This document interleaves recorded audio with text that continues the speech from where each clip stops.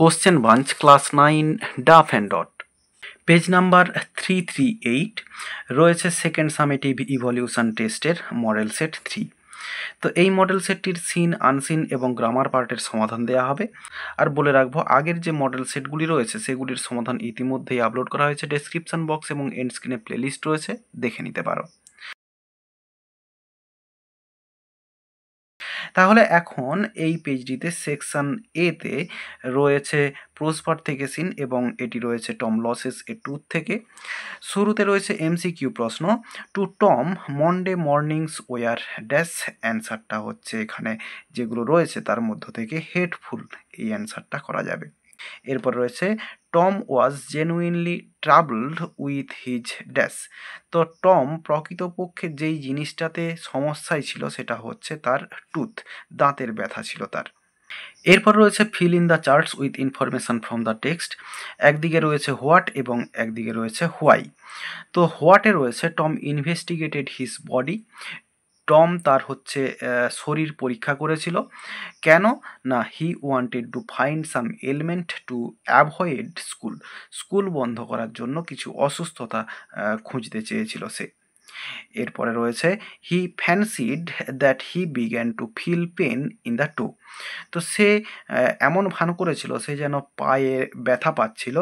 তো এর যে হোয়াই অ্যান্সারটা লিখেছি আমার একটু কনফিউশন রয়েছে, তোমরা একটু চেক করে নিও। He wanted Sid to get up from sleep. সে সিডকে ঘুম থেকে উঠাতে চেয়েছিল। যদিও কিন্তু এই স্কুল বন্ধ করার ব্যাপারটা এটাও লেখা যেতে পারে। এরপরে রয়েছে আনসার দ্য ফলোয়িং কোশ্চেন্স।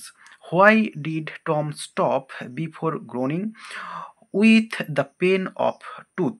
তো দাঁতের ব্যথাতে বা দাঁতের যন্ত্রণায় সে চিৎকার করবে বলে বা গোঙানি করবে বলেও থেমে গিয়েছিল কেন, বা গোঙানি করার আগে থেমে গিয়েছিল কেন? অ্যান্সারটা, Tom stopped before groaning with the pain of tooth because. এরপরে এই ইফ থেকে লেখা হবে, if aunt Polly was to know she would surely pull it out and that would hurt. তো আন্ট পলি যদি জানতে পারে তাহলে ওই দাঁতটিকে নিশ্চিতভাবে তুলে ফেলবে এবং যার ফলে সে হচ্ছে ব্যথা পাবে, এবং এই জন্যই সে থেমে গিয়েছিল চিৎকার করার আগে। এরপর রয়েছে what did seem like a good chance to Tom. টমের কাছে কোন জিনিসটা ভালো সুযোগ বলে মনে হয়েছিল? Pretending to have pain in the toe seemed like a good chance to Tom. তো তার এই টোতে যন্ত্রণা করছে, এই যে তার ভান করাটা বা অভিনয় করাটা এটাকে ভালো সুযোগ বলে তার মনে হয়েছিল, স্কুল বন্ধ করার ভালো সুযোগ আর কি। এরপরে পোয়েট্রি পার্ট থেকে সিন রয়েছে, mild the mist upon the hill থেকে রয়েছে। শুরুতে রয়েছে এমসিকিউ প্রশ্ন, the poet is recapitulates the days of her death. অ্যান্সারটা হচ্ছে অপশন এ, চাইল্ডহুড, ছেলেবেলাকার কথা তিনি স্মরণ করেছেন বা মনে করেছেন। এরপর রয়েছে the sorrow of the day is described as silent. এরপর রয়েছে answer the following questions. What is the name of the poem which has been extracted here. তো কবিতার নাম এখানে লিখতে বলা হয়েছে। The name of the poem is mild the mist upon the hill. এরপরে রয়েছে where does the poet is she herself when she remembers the days of youth. ছেলেবেলাকার কথা যখন তিনি মনে করেছেন কবি কোথায় খুঁজে পেয়েছেন নিজেকে? When the poetess remembers the days of youth, she sees herself beneath her. এরপরে এখান থেকে লেখা হবে ফাদার শেল্টারিং রুপ অ্যান্ড নিয়ার দ্য ওল্ড হল ডোর। এরপর একটি আনসিন রয়েছে, তো চলো আনসিনের মানেটা প্রথমে দেখে নিই। One day when Rakesh was 6। একদিন যখন রাকেশের বয়স 6 বছর ছিল, he walked home from the Mussoorie bazaar. সে মুসৌরি বাজার থেকে বাড়ি ফিরছিল পায়ে হেঁটে, ইটিং চেরিজ, চেরি খেতে খেতে, মানে মুসৌরি বাজার থেকে চেরি খেতে খেতে বাড়িতে ফিরছিল। They were a little sweet, a little sour, small bright red cherry.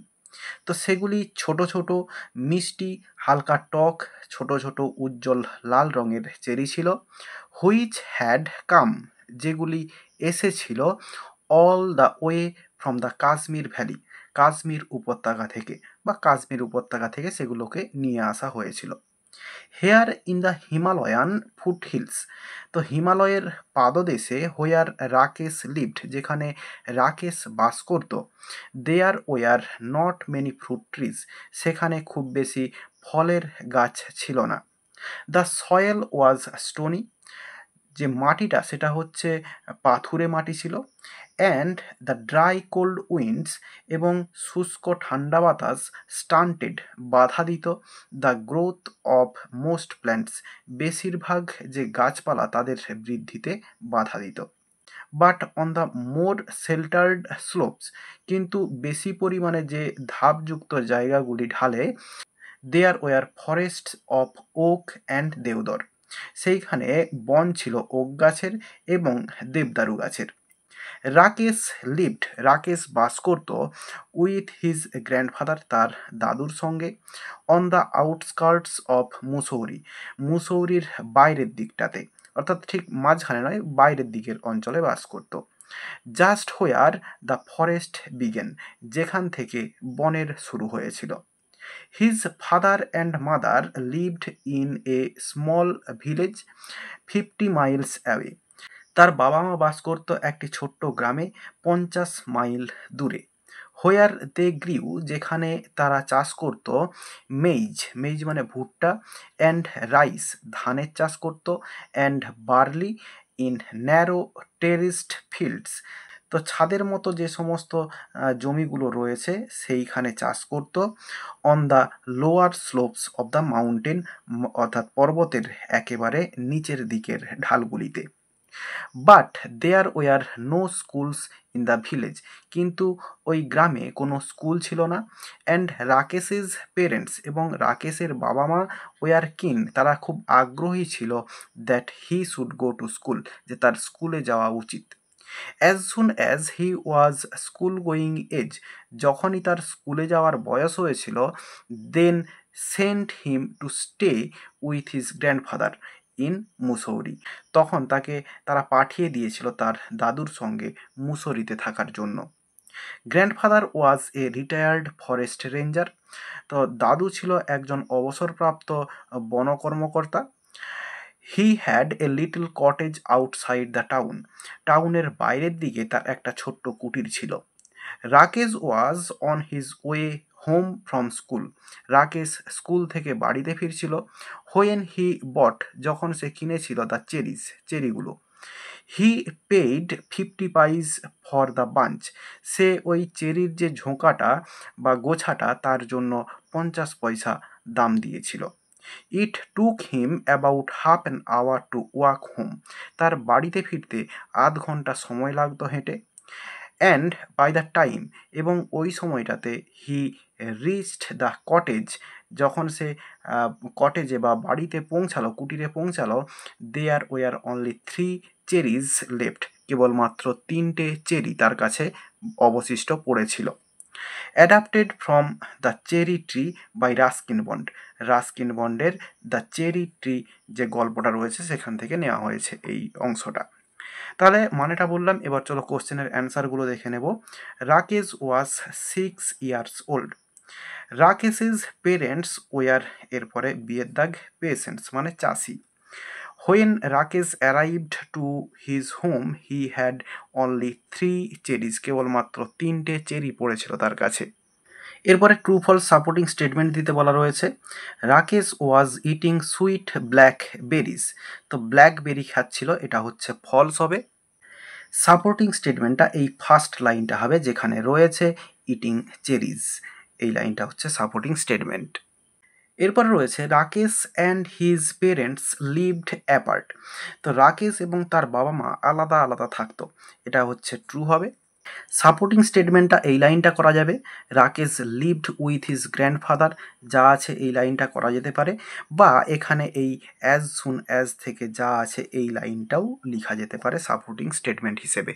এরপরে সি এর দাগে complete the following sentences. No sooner had Rakesh been of the age of studying then his parents, এরপরে ড্যাশ রয়েছে, অ্যান্সারটা হবে sent him to stay with his grandfather in Mussoorie. এরপর রয়েছে the cost of the bunch of the cherries is, এটা হচ্ছে 50 পাইস। ওপাশে রয়েছে, দেখিয়ে দিচ্ছি এখনই।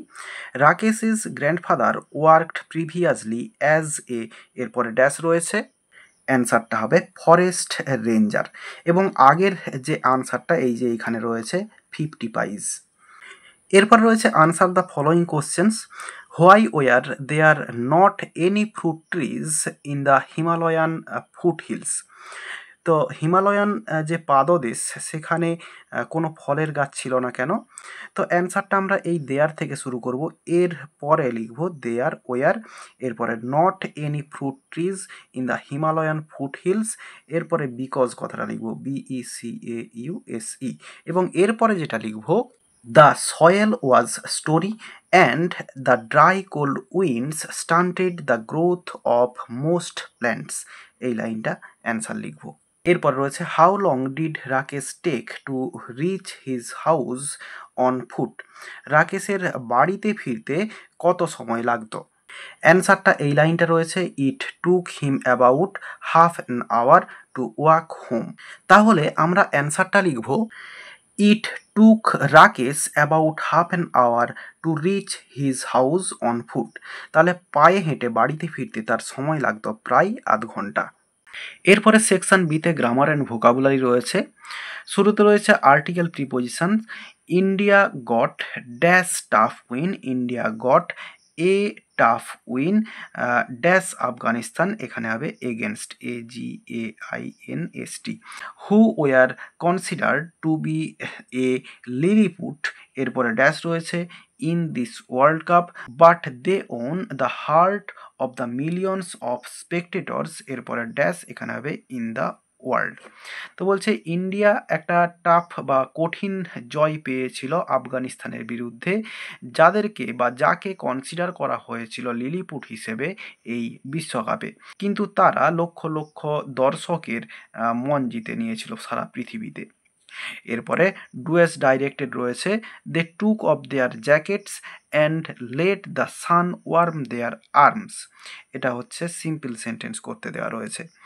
তাহলে আমরা অ্যান্সারটা করব, এখানে এই যে টুক রয়েছে এটাকে টেকিং করব, টেকিং অফ, এরপরে দেয়ার জ্যাকেটস, এরপরে এই অ্যান্ড এটা লিখব না, এরপরে লিখব দে, দে এবং লেট থেকে যা আছে পুরো লিখে দেব।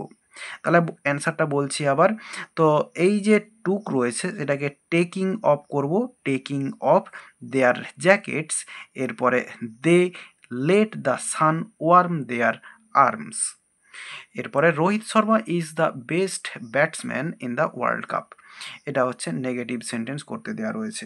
তাহলে এটা রয়েছে সুপারলেটিভ ডিগ্রিতে, এটা হচ্ছে পজিটিভ ডিগ্রি করলেই নেগেটিভ হয়ে যাবে, তাহলে এখানে শুরুতে নিয়ে আসবো নো আদার, তাহলে নো আদার।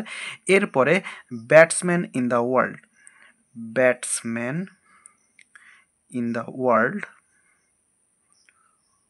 ওয়ার্ল্ড কাপ, তাহলে no other batsman in the world cup.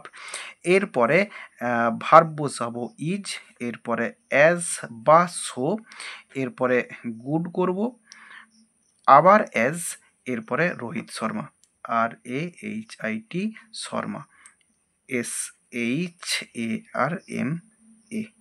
তাহলে অ্যান্সারটা হলো no other batsman in the world cup is so বা as good as Rohit Sharma.